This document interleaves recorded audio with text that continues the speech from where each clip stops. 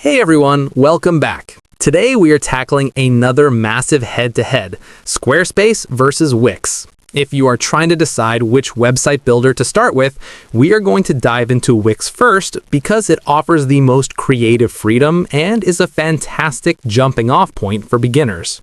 Wix is famous for its unstructured drag-and-drop editor. This means the steps to building your site relate to your imagination.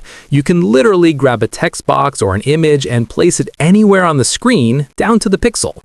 It is better for those who want total control over the layout without knowing a single line of code. Plus, Wix has a massive app market with over 300 integrations, making it an incredible insurance policy if you decide you need a specific booking system or advanced marketing tool later on. Most importantly, Wix offers a forever free plan, so you can build and test your entire site before spending a cent. On the other hand, we have Squarespace, which relates to a more curated and structured experience. Instead of pixel-perfect dragging, Squarespace uses a grid-based system called Fluid Engine. This ensures that no matter what you move, your site stays looking professional and polished. It is the gold standard for creatives, photographers, and high-end brands who want a sophisticated look with minimal effort.